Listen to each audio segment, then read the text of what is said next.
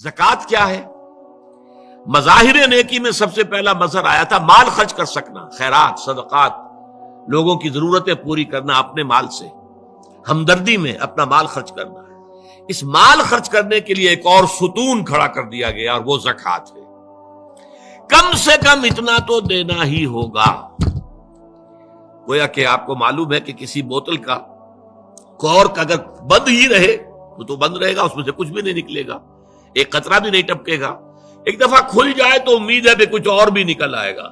تو زکوٰۃ، بخیل سے بخیل انسان بھی اگر مسلمان ہے اور اگر اس کو اللہ تعالیٰ کے حکم کا لحاظ ہے، پاس ہے، زکوٰۃ تو دے گا، چاہے اس کے علاوہ چیریٹی نہ ہو، چاہے اس کے علاوہ جو ہے کوئی خیرات نہ ہو، لیکن یہ زکوٰۃ تو دے گا۔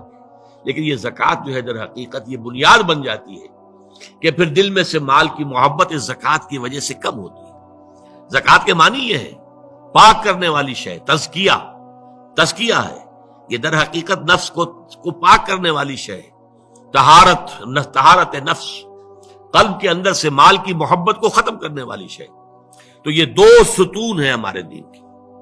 حضور کی ایک حدیث میں حضرت معاذ بن جبل رضی اللہ تعالیٰ عنہ سے مروی ہے، تو حضور نے، ویسے تو بہت طویل روایت ہے، وہ میں اس وقت ساری روایت بیان نہیں کر سکتا، حضور نے پوچھا حضرت، اس لیے کہ اس وقت خاص حالات ایسے ہو گئے تھے کہ حضور کی طبیعت میں بڑی بشاشت تھی حضرت معاذ بن جبل کے لیے رضی اللہ تعالیٰ عنہ۔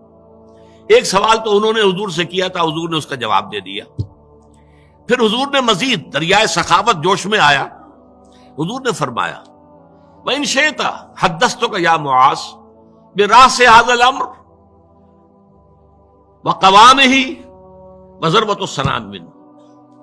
اے معاذ، اگر تم چاہو تو میں بتاؤں کہ ہمارے اس دین کی جڑ کیا ہے اور ہمارے اس دین کا تنا کیا ہے۔ قوام، یہ درخت جو ہے نا، آپ کو معلوم ہے، درخت کی مثال سامنے رکھیے کہ درخت کی ایک جڑ ہے اور درخت کا ایک تنا ہے جس کے اوپر پھر آگے شاخیں ہوں گی، اس میں پتے آئیں گے، اسی میں پھل یا پھول لگیں گے۔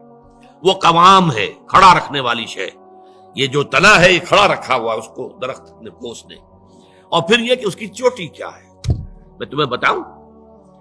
تو انہوں نے کہا بے ابی و امی انت یا رسول اللہ قل لی، میرے ماں باپ آپ پر قربان ہو اے نبی صلی اللہ علیہ وسلم، ضرور بتائیے مجھے۔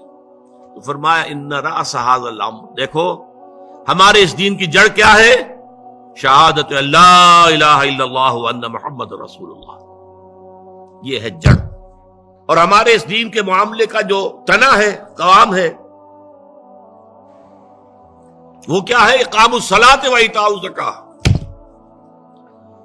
نماز کا قائم رکھنا اور زکوٰۃ کی ادائیگی۔ نماز سے تعلق اللہ کے ساتھ قائم، زکوٰۃ سے تعلق اپنے ابناء نو کے ساتھ، غرباء، مساکین، جو معاش کی دوڑ میں پیچھے رہ گئے ہیں، آپ کے اپنے بھائی بند، آپ کے اعزاء، آپ کے اقربا۔ زکوٰۃ سے آپ کا ایک رابطہ ان سے تعلق قائم ہوا۔ نماز سے الصلاۃ عماد الدین اور الصلاۃ معراج المومنین، اسے معراج المومنین بھی کہا گیا۔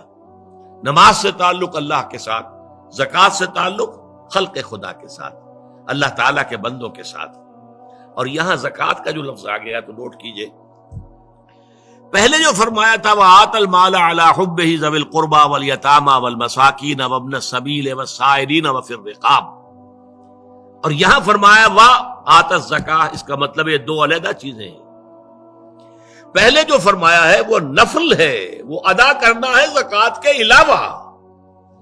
اس لیے ایک حدیث میں بھی آتا ہے، حضور نے فرمایا صلی اللہ علیہ وسلم ان فی المال لحقا سوى الزکاۃ، دیکھو مسلمانوں، یہ نہ سمجھ بیٹھنا کہ تم نے اپنے مال میں سے زکوٰۃ نکال دی تو بس اللہ کا حق پورا نکل گیا، نہیں، ان فی المال لحقا سوى الزکاۃ، تمہارے اموال میں اللہ کا حق ہے زکوٰۃ کے علاوہ بھی۔